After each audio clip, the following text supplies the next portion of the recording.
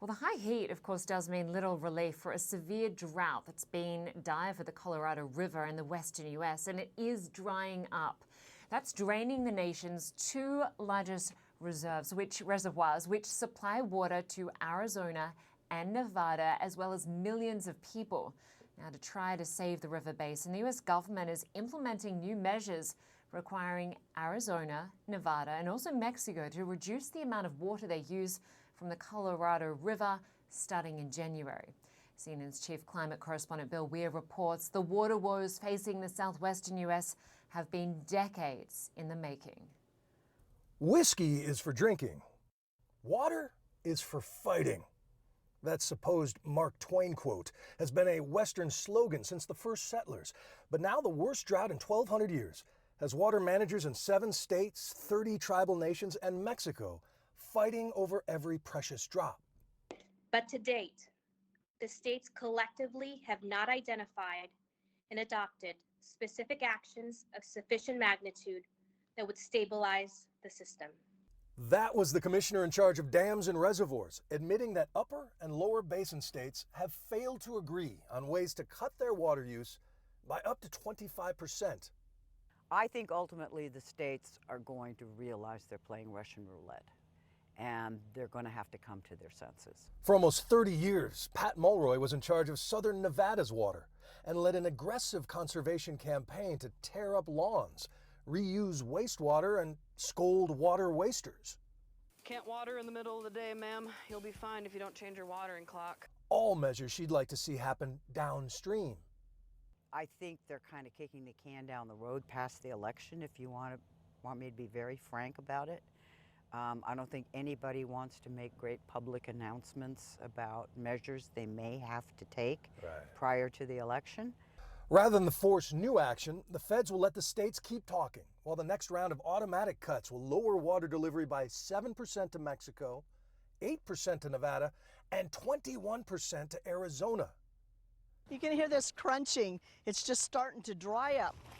Here, alfalfa farmers are already being paid to let their fields go fallow, while some are switching to crops like waiuli, a rubber plant that grows in the desert.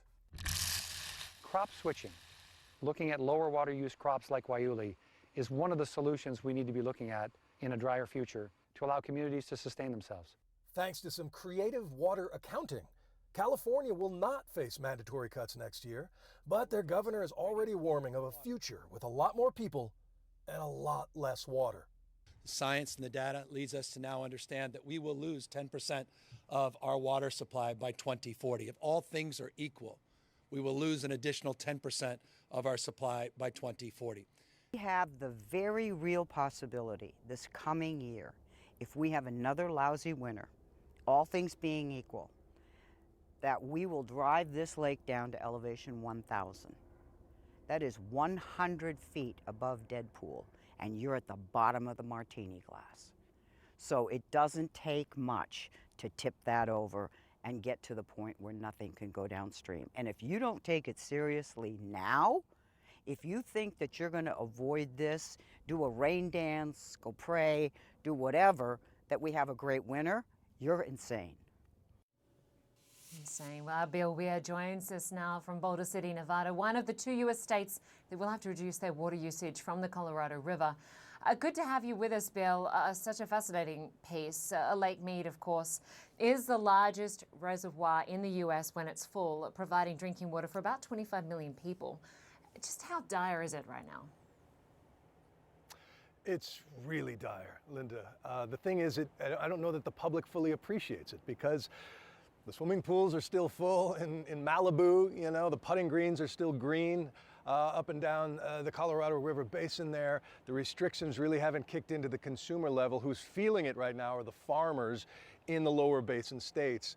You got to understand the tension historically. The upper basin states, which have the mountains and all the snowpack, but the lower basin states here like Nevada, they have all the storage. So together, you know, they say that whiskey's for drinking, water is for fighting in the American West. But They've set aside their fights enough to build these massive cities out here in the desert. The question is, can they survive this new planet? Can they survive beyond a 23-year mega drought? What if this doubles? What if there is not another heavy snow year in our lifetimes? Then what happens? Then this goes down to the point where Hoover Dam no longer produces power. It's dead pool. The economic ripples are devastating to think about. But now is sort of the hard decisions time. And there's frustration among the states, the 7 states and Mexico, that the feds, the Bureau of Reclamation, didn't come and play the heavy, like the tough parent in the situation, and lay out mandatory cuts, which would force, you know, new ways of living and ripping up lawns and changing crops and these sorts of things. But at the same time, the politics in the United States right now are so poisoned. For a federal official to turn off a rancher's water right now, you can just imagine the fireworks. Yeah, and I want to ask you more about that, Bill, like in terms of what water restrictions are currently in place and the fact that many of those states failed to meet the deadline to agree on steeper cuts. What is the likelihood the federal government will step in here? Well, they said they're going back to the discussions. There's confusion. You know, again, they thought they'd get some more firm guidance from above, from Washington. That isn't happening now. And so the big daddy at the negotiating table is the Imperial Irrigation District in California, where they grow so much of the produce in this country. They get over 3 million acre feet of water a year. And if they don't want to give that up, they don't have to. They have Supreme Court rights to that water. And that's where the tension comes in. So how it plays out politically, maybe after the elections in November, both local and federal officials will feel more empowered to make tough calls. But again, the idea that you can take 25-minute showers in the desert, those days have to end. And they educated the public quite well in Las Vegas. They were using maybe 300 gallons a day 20 years ago. Now they're down to about 110. They want to get it down to 75 gallons a day. And so it's a gradual education that's happening, but it may be forced by the realities of this. And then as a grim reminder of what's happening, and it's sort of a really sad metaphor, the 5th body was found yesterday, or just this week, on the swimming beach here. As the water retreats all the secrets of the past, there was a body found with a bullet in his skull, found in a barrel. They think it might have been a mob assassination. This recent one was probably a drowning fatality. But if that's not a warning, as you're seeing it in Europe as well, as the Rhine recedes. In China, they're seeding clouds. So this is really a global story, but it's so acute here in the American West that's been gambling with the idea that humanity could build lush cities in the middle of this desert. Yeah, as you say, education really is key. Bill Weir, good to have you with us today. Thanks so much.